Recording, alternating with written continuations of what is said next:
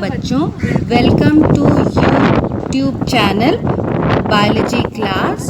और आज हम लोग फर्स्ट चैप्टर सजीव जगत में जीवन के 3 डोमेन के बारे में बात करेंगे। जीवन के 3 डोमेन। कुछ वैज्ञानिकों ने संपूर्ण जगत को 3 अलग अलग साम्राज्यों यानी डोमेन में विभक्त किया। इनमें सर्वप्रथम कार्ल व्यूज सबसे पहले थे, जिन्होंने 1981 में ये कार्य किया। इसमें आप देखेंगे 3 डोमेन हैं। Domain 1 you bacteria, domain you bacteria जिसको अब हम बैक्टीरिया कहते हैं, और डोमेन आर्किया जिसे अब हम आर्किया के आर्क बैक्टीरिया या आर्किया कहते हैं, और तीसरा डोमेन है यूकैरिया। अब यहाँ पर आप देखेंगे ये दोनों जो हैं ये आपके क्या है, डोमेन यू बैक्टीरिया और आर्किया या आर्क बैक्टीरिया, ये दोनों प्रोकैरियोट्स हैं और प्रोकैरियोटिक सेल इसमें पाया जाता है। और इसमें जो है डोमेन यूकैरिया में यूकैरियोटिक सेल्स पाए जाते हैं।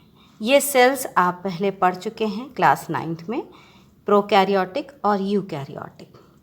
तो सबसे पहला आपने क्या पढ़ा, बैक्टीरिया डोमेन, फिर आपने पढ़ा आर्किया या आर्कियोबैक्टीरिया डोमेन, और तीसरा है यूकैरियोट डोमेन। ये तीनों जो हैं इस वर्गीकरण प्रणाली के 3 डोमेन सिस्टम ऑफ क्लासिफिकेशन कहे जाते हैं। ये विशेषता प्रोकैरियोट्स के प्रारंभिक रूप में 2 अलग अलग समूह ये आपके आ गए, डोमेन यू बैक्टीरिया और डोमेन आर्किया। अब सबसे पहले हम देखेंगे आर्किया या आर्क बैक्टीरिया में क्या क्या आते हैं। इसमें आपके आ गए मिथेनोजेंस, हेलोफाइल्स और थर्मो एसिडोफाइल्स। इसमें इसकी विशेषताएं क्या क्या हैं, ये अति प्रिमिटिव आद्य प्रोकैरियोटिक जीव होते हैं। इनकी कोशिका कला शाखित हाइड्रोकार्बन श्रृंखला से निर्मित होती है। इनके केंद्रक कला यानी न्यूक्लियर मेम्ब्रेन का अभाव होता है। इनका जीवन जो है वो पृथ्वी पर प्रारंभिक उत्विकास यानी इवोल्यूशन की जानकारी देता है। सैद्धांतिक रूप से इन्हें आर्क बैक्टीरिया में वर्गीकृत किया गया है, मतलब आर्क बैक्टीरिया में रखा गया है इन्हें। और ये विषम परिस्थितियों यानी प्रतिकूल वातावरण, जो वातावरण इनके अनुसार जीवन के अनुसार नहीं है, ऐसे वातावरण में ये पाए जाते हैं। इन पर एंटीबायोटिक्स का कोई प्रभाव नहीं होता। और उदाहरण आपके दे रखे हैं मीथोजेंस, हीलोफाइल्स और थर्मोएसिडोफाइल्स कहते हैं। मीथोजेन जो है हाइड्रोजन व कार्बन डाइऑक्साइड का मीथेन में अपचयन करते हैं, इसलिए इन्हें मीथोजेंस कहते हैं। सेकंड आपके आ गए बैक्टीरिया या यू बैक्टीरिया डोमेन। ये प्रोकैरियोटिक जीव हैं जिसमें ये बैक्टीरिया आता है, जो आप पढ़ चुके हैं 9th में।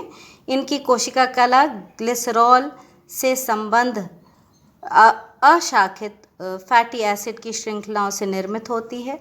इनकी सेल वॉल यानी कोशिका भित्ति पेप्टाइडोग्लाइकैन से निर्मित होती है, और कोशिका द्रव्य में नग्न डीएनए अणु होता है, यानी डीएनए के चारों तरफ न्यूक्लियर मेम्ब्रेन नहीं पाई जाती है। ये खाली डीएनए है, न्यूक्लियर मेम्ब्रेन इसके चारों तरफ नहीं है। इनका उदाहरण है कि बहुत सारे इसमें बैक्टीरिया पाए जाते हैं कि जो रोग कारक है या जो रोग उत्पन्न करते हैं। इनका अधिक विस्तार पूर्वक अध्ययन किया गया है। इनके ऊपर बहुत सारे अध्ययन हो चुके हैं, बहुत सारे एक्सपेरिमेंट्स हो चुके हैं। एंटीबायोटिक के प्रति ये अधिक संवेदनशील होते हैं। बैक्टीरियल आरएनए आर्किया बैक्टीरिया के आर्क बैक्टीरिया के आरएनए व यूकैरियोटिक के आरएनए से काफ़ी भिन्न होता है, और इसमें राइबोसोम 70S प्रकार का होता है।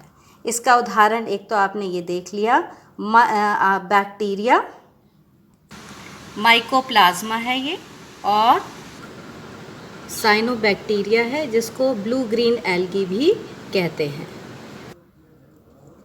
लास्ट आपका आता है थर्ड डोमेन जिसको यूकैरिया यूकैरियोटिक डोमेन भी कहते हैं।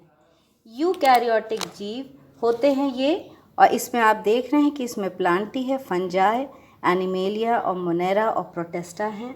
इसके उदाहरण हैं, इसमें केंद्रक कला यानी न्यूक्लियर मेम्ब्रेन होती है। इनकी कोशिकाओं का संगठन यूकैरियोटिक स्तर का होता है। कोशिका झिल्ली एवं बैक्टीरियल कोशिका कला में समानता पाई जाती है। झिल्ली में दोनों ही प्रोटीन लिपिड प्रोटीन द्वारा निर्मित 3 स्तर की झिल्ली होती है। जंतु कोशिकाओं में कोशिका भित्ति का अभाव होता है, केवल पादप कोशिकाओं में उपस्थित होती है कोशिका भित्ति। हिस्टोन प्रोटीन से निर्मित डीएनए पदार्थ होता है। दृढ़ प्रकार के राइबोसोम यूकैरिया में होते हैं। इसके अंतर्गत आपको जैसे दिखाया गया है कि kingdom Plantae, fungi, animalia, protista और मोनेरा आते हैं। ये प्रोटिस्टा है, ये फंजाई है, ये प्लांट किंगडम है जिसमें विभिन्न प्रकार के पौधे आते हैं, और ये एनिमल किंगडम है जिसमें विभिन्न प्रकार के एनिमल्स यानी जंतु इस डोमेन में आते हैं।